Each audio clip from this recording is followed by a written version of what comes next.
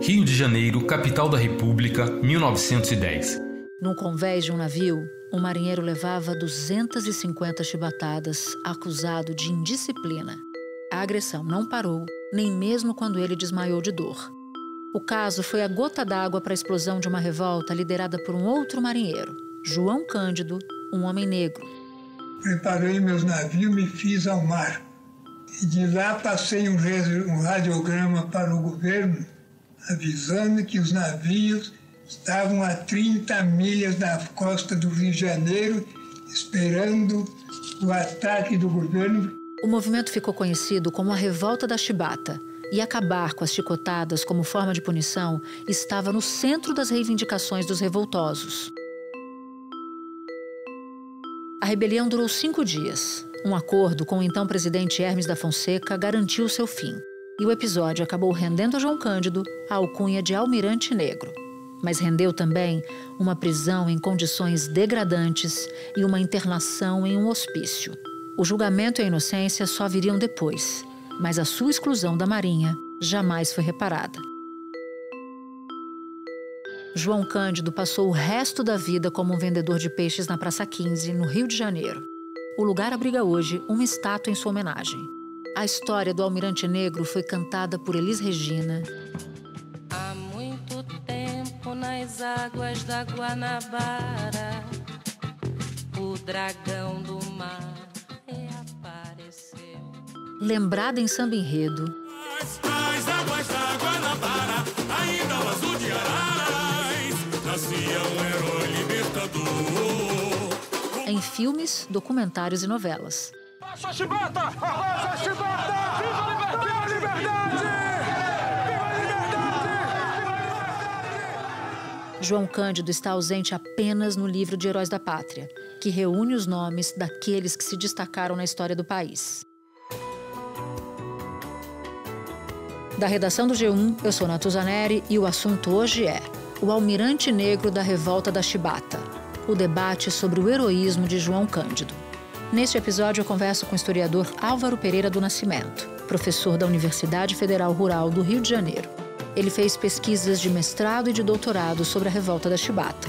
Antes, falo com Bernardo Melo Franco, colunista do jornal o Globo e comentarista da Rádio CBN. Segunda-feira, 6 de maio. Bernardo, tem um projeto na Câmara dos Deputados já tem tempo que pretende colocar o nome do João Cândido no livro dos heróis nacionais. Só que numa audiência pública recente, a Marinha sempre foi contra. Isso não é necessariamente uma novidade, mas teve ali uma novidade porque a Marinha mandou numa audiência pública uma carta mostrando ali quais eram os motivos pelos quais a instituição é contra essa homenagem. Então, eu queria te pedir para relatar para a gente o que diz essa carta exatamente. Essa carta é assinada pelo comandante da Marinha, que é o almirante Marcos Sampaio Olsen, e ele diz o seguinte: ele classifica a revolta da Chibata como um fato opróbrio, ou seja, um fato vergonhoso, e uma deplorável página da história nacional. Ele chama os participantes da revolta de marinheiros abjetos. E mais, ele chama o João Cândido, que foi o líder da revolta e é o personagem a quem se quer homenagear como herói nacional, como um insurgente a serviço da subversão. Dirijo-me a Vossa Excelência para tratar do projeto de lei número 4046 de 2021, que propõe a inscrição do nome de João Cândido Felisberto no livro dos heróis e heroínas da pátria, insurgente da revolta de marinheiros ocorrida em navios da esquadra em 1910. Digno de registro que o episódio constitui para a Marinha do Brasil fato opróbrio da história, cujo estopim se deu pela atuação violenta de abjetos marinheiros que, fendendo hierarquia e disciplina, utilizaram equipamentos militares para chantagear a nação, disparando, a esmo, os canhões de grosso calibre dos apoderados encouraçados contra a então capital federal e uma população indefesa, ceifando a vida de 2 crianças atingidas no Morro do Castelo. Essa carta foi lida por um representante da Marinha durante a audiência pública na Comissão de Cultura da Câmara, e nessa Comissão de Cultura, esse representante, que era um capitão de mar e guerra, ainda fez questão de dizer que, do ponto de vista da Marinha do Brasil, é inaceitável homenagear o líder da revolta da Chibata. Lembrando que era uma situação que ocorria já depois da proclamação da República, depois da abolição da escravatura. Dá a impressão de que, para a Marinha, a Lei Áurea, que foi de 1888, ela demorou mais a chegar, porque a gente está falando de fatos de 1910 e, naquela ocasião, ainda tinha marinheiro brasileiro recebendo chibata, né, sendo espancado a bordo dos navios a pretexto de se punir eventuais faltas disciplinares. É disso que a gente está tratando. Os castigos físicos levados a cabo nos navios, prática inaceitável sob perspectiva alguma e absolutamente incompatível com os caros preceitos morais observados pela sociedade contemporânea, foram reconhecidos, posteriormente, como equivocados e indignos, e os insurgentes, inclusive, anistiados. Porém, resta notável diferença entre reconhecer um erro e enaltecer um heroísmo infundado. Aponto, por conseguinte, que incluir no livro de heróis da pátria João Cândido Felisberto ou qualquer outro participante daquela deplorável página da história nacional, quando o patrimônio público foi destruído e o sangue de brasileiros inocentes derramado, seria o mesmo que transmitir à sociedade, e em particular aos militares de hoje, a mensagem de que é lícito recorrer às armas que lhes foram confiadas para reivindicar suposto direito individual ou de classe. Você escreveu uma coluna dizendo que a carta contra o João Cândido desonra a Marinha e não o marinheiro. Por quê? Olha, por várias razões. Primeiro, porque a gente vê a Marinha apegada a um passado do qual ela precisava se descolar. Não se trata de reescrever a história, não se trata de esquecer o que aconteceu, mas reconhecer que aquilo que era errado. Não há motivo para a Marinha hoje, mais de 100 anos depois, continuar apegada àquela mesma narrativa lá da República Velha de tratar marinheiros que estavam se defendendo de castigos físicos, ou seja, se defendendo de agressões injustas, abjetas, racistas, tratar essas pessoas, a memória dessas pessoas, como algo a ser vilipendiado até o fim da história.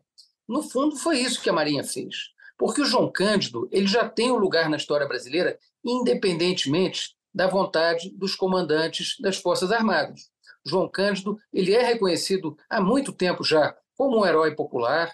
Ele foi homenageado em peça de teatro, em filme, até em desfile de carnaval.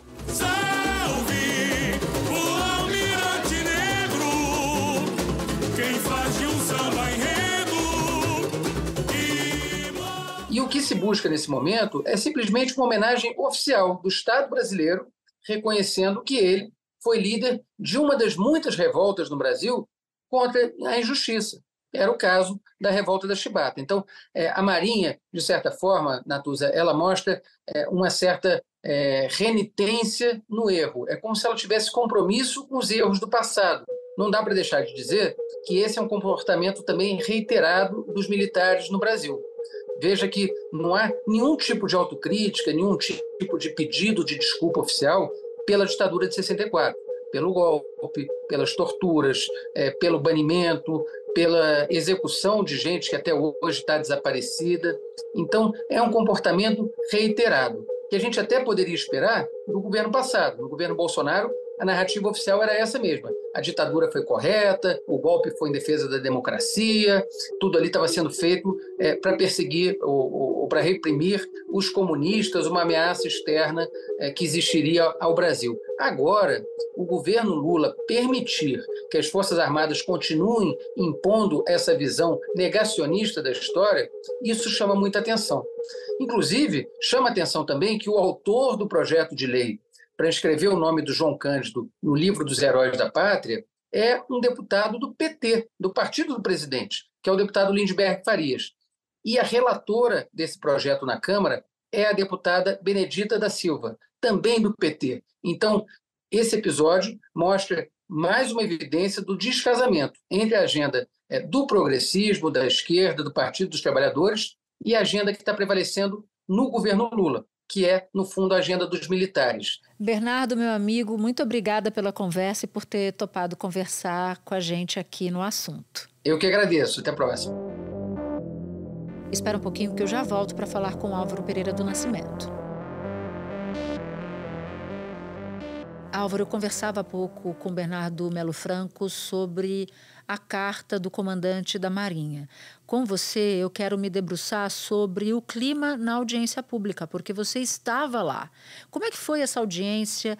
Como é que estava a resistência ao projeto de lei? Te surpreendeu, de alguma forma, a carta do comandante?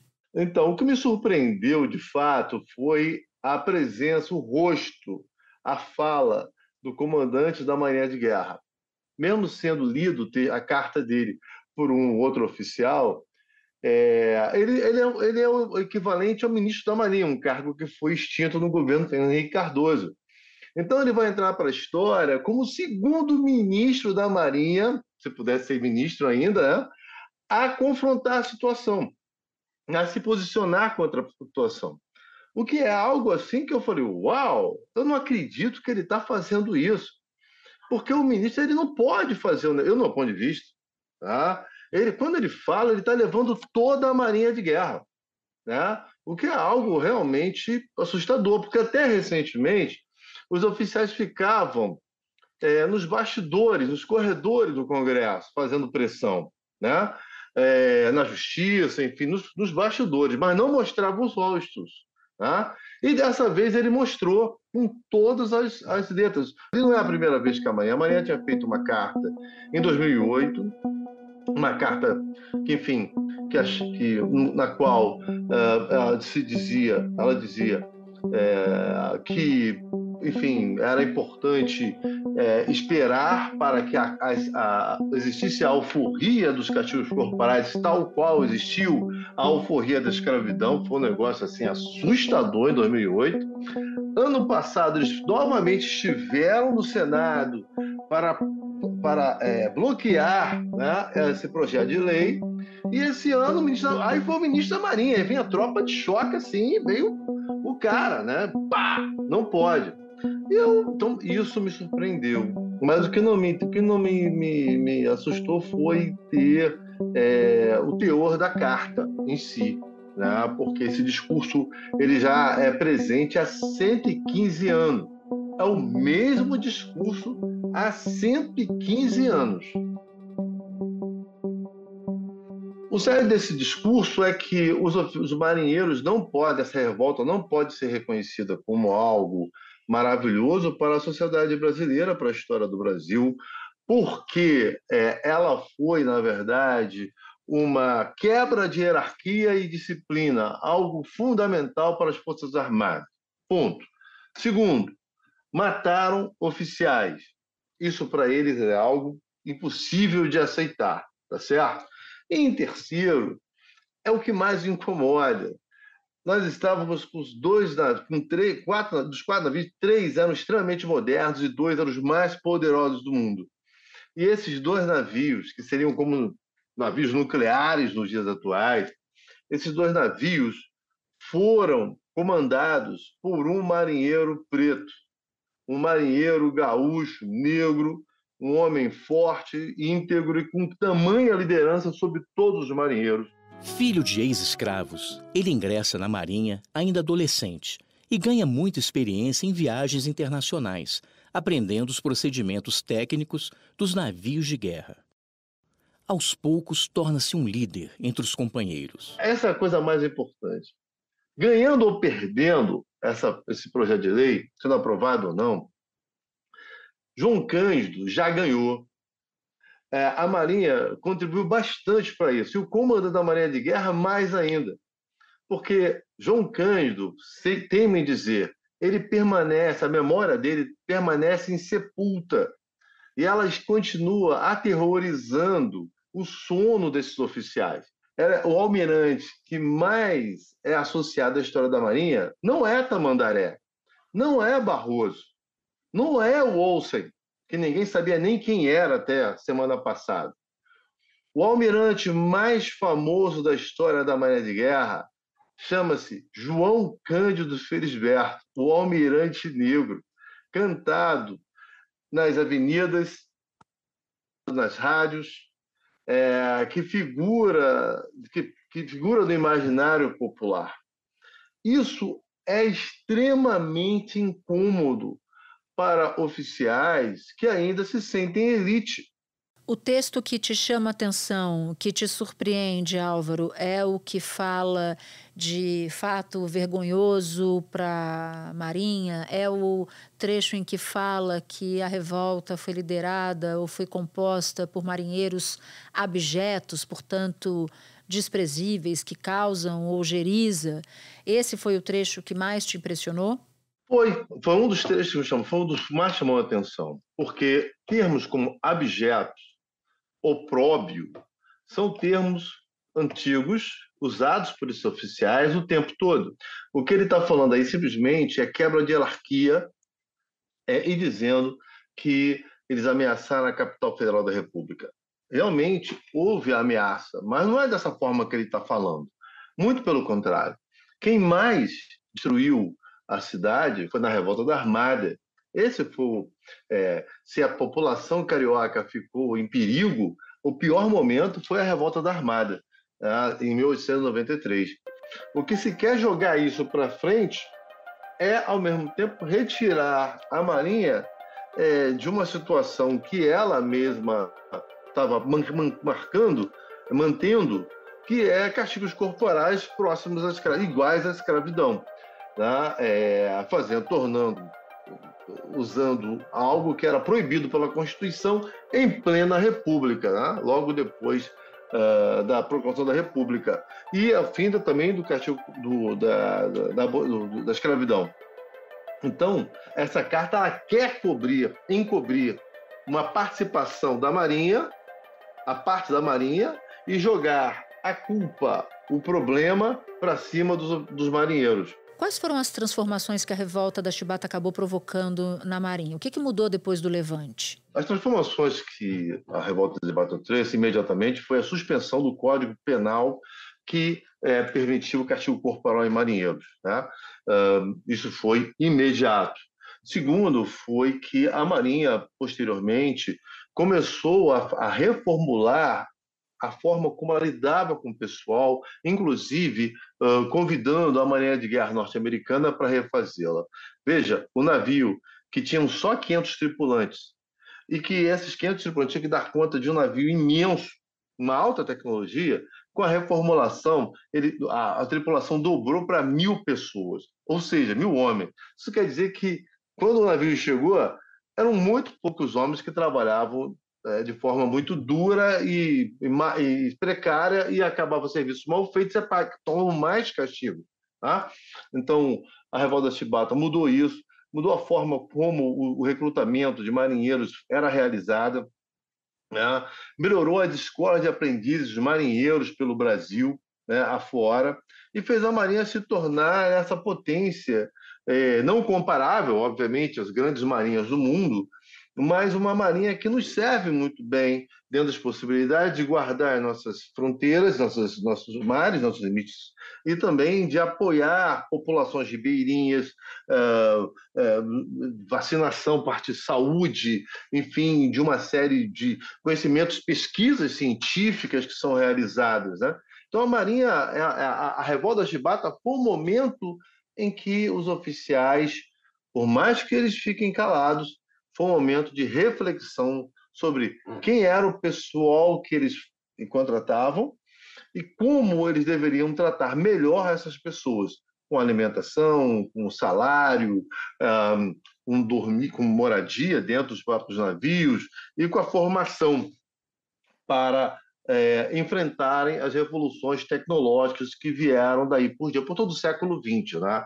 Então, acho que a revolta da Chibata foi fundamental, foi um passo importante para sair de uma marinha vélica, que funcionava vela, de um pensamento muito ligado ao século XIX e a antiga marinha para uma marinha mais moderna.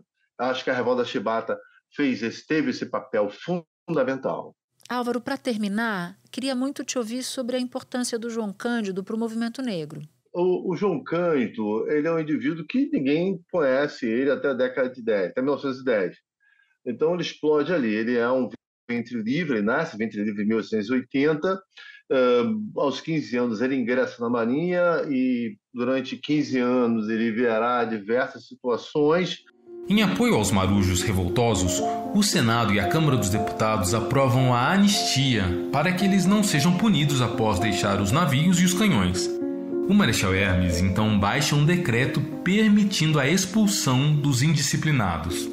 Expulso da Marinha, ele passa uma temporada na prisão e outra no manicômio. Libertado, o marujo que conseguiu acabar com as chibatadas passa o resto da vida na pobreza, vendendo peixe no centro do Rio. A partir do momento em que ele é desligado da Marinha, após ficar 2 anos preso nas masmorras da Ilha das Cobras, o João Cândido ele vai ficar nas ruas, não conseguir emprego na área da Marinha, na área naval, e a partir daí ele começa a sofrer diversas situações desagradáveis. Ele começa, inclusive, a trabalhar à beira do cais, né? Mas sem poder navegar. Ele vira um vendedor de peixe na Praça 15 do Rio de Janeiro. E da década de 50 por diante, quando o jornalista Edmar Morel publica o livro A Revolta da Chibata, ele tem novamente, toda essa história volta à tona em 1958, e é automaticamente perseguido na ditadura militar, civil-militar, a partir de 64. Né? Mas em 63 ele volta à tona como um grande líder, por aí vai.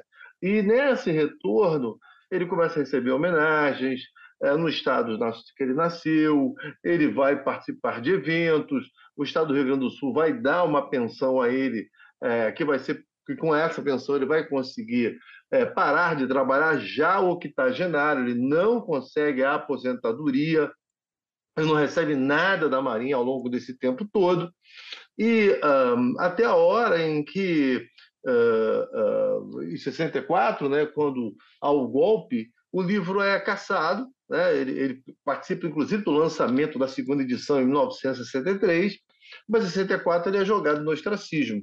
A última vez que ele aparece é numa entrevista que ele faz no Museu da Imagem do Som aqui do Rio de Janeiro, de forma clandestina. Isso está guardado até os dias atuais, e 2 anos depois ele morre. Ele é um homem que fica o tempo todo, durante 50 e poucos anos, pegando o trem de São João de Meriti ou Belford Roxo, as casas onde ele morou, na Baixada Fluminense, para a Central, e da Central até a Praça 15, onde ele comercializava os peixes. Né? João Cândido, o Almirante Negro, foi reconhecido como herói do estado do Rio. O caminho até o reconhecimento foi longo. Aos 81 anos, o único descendente vivo do Almirante Negro pode falar do sentimento de ver o nome do pai no livro dos heróis. É muito gratificante o estado do Rio de Janeiro ceder a essa emoção. O meu pai, como herói estadual. O filho de João Cândido sabe que lutar pelo reconhecimento do pai também é lutar contra o racismo. A luta social ainda continua, muita desigualdade ainda entre os povos. Então, meu pai deixou um exemplo para os demais lutarem sempre, nunca esmorecer. Quando nós chegamos na década de 80, que começa a abertura, ele é retomado novamente por lideranças, grupos ligados à esquerda, à vanguarda. Mas ao final da década de 80, ele começa a figurar ao lado de imagens como a de Zumbi, né, e de outros heróis negros. O movimento negro finalmente o inclui como um personagem importante da história. Tá? Então ele começa a se tornar também uma referência para o movimento negro. Álvaro, muito obrigada por ter topado conversar com a gente aqui do assunto. Muito obrigado, todo sucesso. Esperamos que João Cândido Felisberto se torne um herói nacional e que a Marinha melhore a sua relação com as praças. Isso que a gente espera.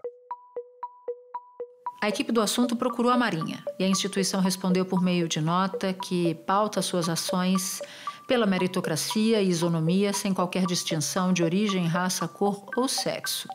A Marinha ressaltou ainda que entre os vultos notáveis da história naval brasileira está o marinheiro Marcílio Dias, que era negro e que foi um dos heróis da Batalha Naval do Riachuelo. Segundo a nota da instituição, por sua história, Marcílio é um dos heróis do passado que inspiram a Marinha brasileira pelo exemplo de coragem e de dedicação à pátria, atributos absolutamente necessários para que seja reconhecido como um herói nacional. E, por fim, a Marinha reforçou que baseia sua conduta em fatos, não havendo em seus posicionamentos nenhum viés ideológico ou partidário, tampouco qualquer tipo de preconceito ou discriminação, o que é absolutamente incompatível com os preceitos morais que regem a Força Naval. E assim conclui a Marinha a nota solicitada pela equipe do assunto. Este episódio usou trechos da novela Lado a Lado, da Rede Globo, exibida em 2012. E alguns dos áudios que você ouviu são da TVE do Rio Grande do Sul. Este foi o Assunto, podcast diário disponível no G1, no Globoplay, no YouTube ou na sua plataforma de áudio preferida. Comigo na equipe do Assunto estão Mônica Mariotti, Amanda Polato, Carol Lorenzetti, Luiz Felipe Silva, Tiago Kazuroski e Gabriel de Campos. Eu sou Natuzaneri e fico por aqui. Até o próximo assunto.